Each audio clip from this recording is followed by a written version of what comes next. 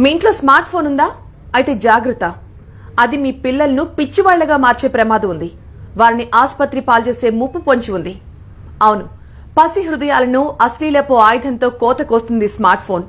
మానిపోని గాయాలు చేసి పిల్లలను మానసిక రోగులుగా మారుస్తుంది.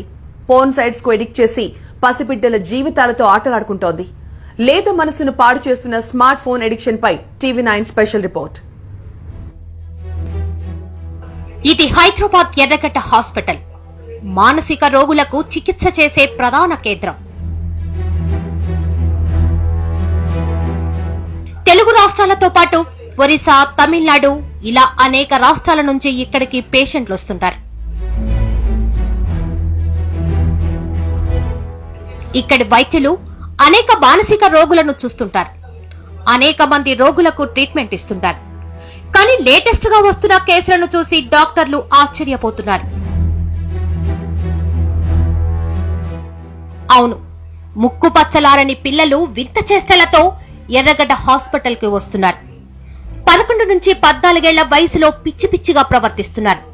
ఇలాంటి కేసులు వైద్యులకు కొత్త కాకపోయినా పిల్లలు పిచ్చివారుగా మారడానికి గల కారణాలు మాత్రం నిజంగా ఆందోళన కలిగిస్తున్నాయి. వీరి మానసిక రుగ్మతకు ప్రధాన కారణం స్మార్ట్ ఫోన్స్. ప్రపంచాన్ని అరచేతిలో చూపించే స్మార్ట్ ఫోన్ టీనేజ్ పిల్లలను అశ్లీలానికి అలవాటు చేస్తున్నాయి. ఓ సర్వే ప్రకారం స్మార్ట్ ఫోన్ వాడుతున్న టీనేజర్లలో ఎక్కువ మంది నీలి చిత్రాలే చూస్తున్నారు. ఇంటర్నెట్ లో పోర్న్ సైట్స్ కు కొదవలేకపోవడంతో అవి పిల్లల బుర్రలను పాడు చేస్తున్నాయి. గంటల తరబడి అదే వ్యాపకంలో ఉన్న పిల్లలు ఒక్కసారిగా స్మార్ట్ ఫోన్ దూరమైతే పిచ్చివారుగా మారిపోతున్నారు. మానసిక అస్థిరత్వానికి గురవుతున్నారు.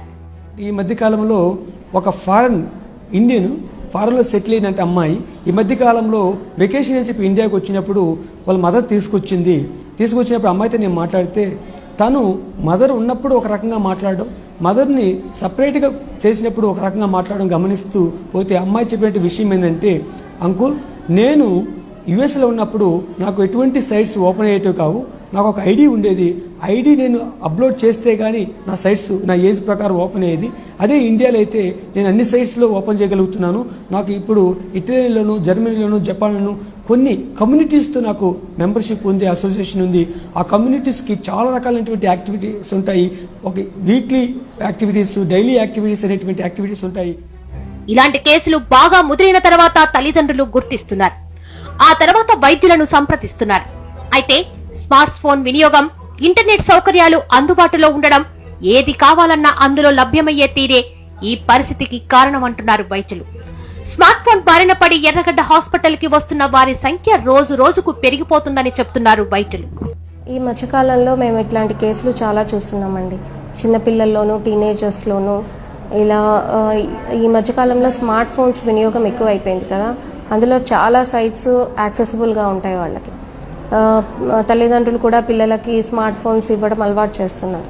అందులో వాట్సాప్ అని, ఫేస్బుక్ అని, ఇంకా చాలా యూట్యూబ్ అని చాలా ఇన్ఫర్మేషన్ అవైలబుల్గా ఉంటుంది. చాలా సైట్స్ అవైలబుల్గా ఉంటాయి. ఒక క్లిక్ చేస్తే చాలు అంతా మనకి వీడియోస్ అన్ని డౌన్లోడ్ అయిపోయి వాళ్ళు ఈజీగా యాక్సెసిబుల్గా ఉండడం వల్ల ఎక్కువగా చూస్తున్నారు ఈ మధ్య పిల్లలు.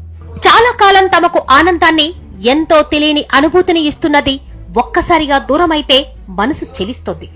అది దూరం చేసిన వారి మీద కోపం తారాస్థాయికి చేరుతోంది.